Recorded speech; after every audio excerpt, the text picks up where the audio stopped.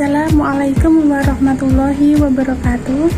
Perkenalkan, nama saya Nawang Ikandini dari jurusan Akuntansi Syariah. Baiklah, pada kesempatan kali ini saya akan membahas mengenai sholat. Apa sih itu sholat? Sholat menurut bahasa artinya adalah berdoa, sedangkan menurut istilah sholat adalah suatu perbuatan serta perkataan yang dimulai dengan takbir dan diakhiri dengan salam sesuai dengan persyaratan yang ada. Sholat 5 waktu adalah salah satu rukun Islam umat muslim yang wajib untuk ditunaikan.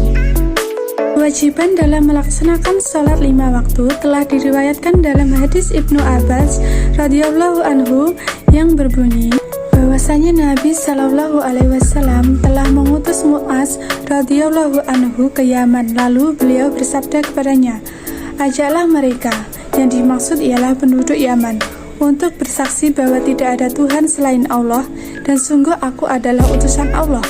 Jika mereka menaatinya, maka beritahu mereka bahwa Allah telah mewajibkan kepada mereka 5 sholat dalam sehari semalam.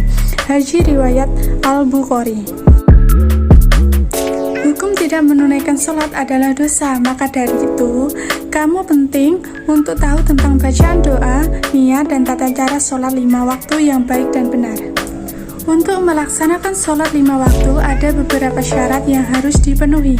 Tanpa satu dari persyaratan tersebut, maka salat 5 waktu tidak akan sah dan mendapatkan pahala. Syarat-syarat wajib sholat 5 waktu. Yang pertama ialah Islam. Orang yang tidak Islam tidak dianjurkan untuk melakukan sholat. Berarti ia tidak dituntut untuk mengerjakannya di dunia selama dia belum masuk ke Islam. Karena meskipun dilakukan, tetap tidak sah. Yang kedua ialah suci dari haid atau kotoran dan nifas. Telah dijelaskan, nifas adalah kotoran yang terkumpul tertahan sewaktu perempuan hamil. Yang ketiga ialah berakal. Orang yang tidak berakal tidak diwajibkan untuk melaksanakan sholat.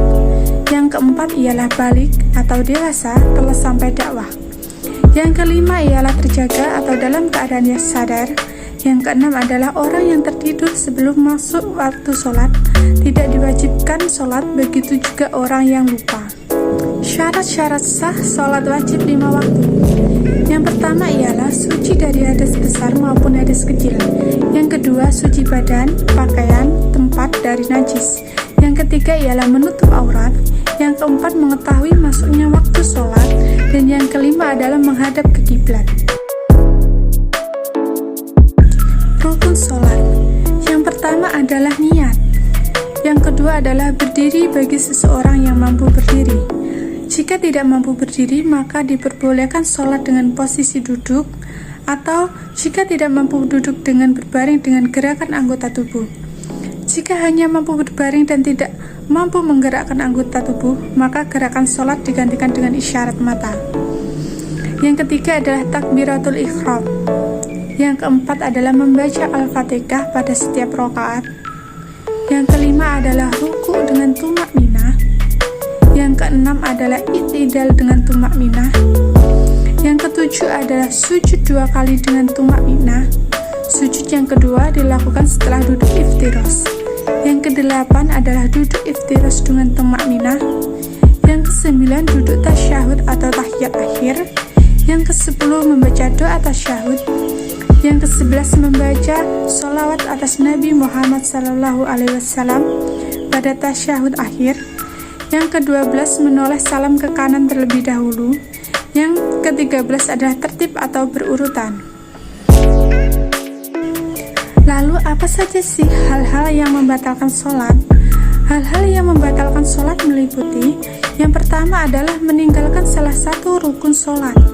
Yang kedua, meninggalkan salah satu syarat sholat. Yang ketiga, sengaja berbicara. Yang keempat, banyak bergerak yang tidak termasuk ke dalam gerakan sholat. Yang kelima adalah makan dan minum. Yang keenam, semua yang membatalkan wudu. Tujuan sholat diantaranya adalah untuk mengingat Allah. Yang kedua, untuk mencegah manusia dari perbuatan tercela. Yang ketiga, sebagai sarana komunikasi atau cara untuk mengadu kepada Allah. Yang keempat, sebagai kafarat atas dosa-dosa yang telah dilakukan di masa lalu. Yang kelima, tata cara menyapa Allah secara khusus. Yang keenam, disiplin waktu. Dan yang ketujuh adalah untuk menyelamatkan manusia dari neraka.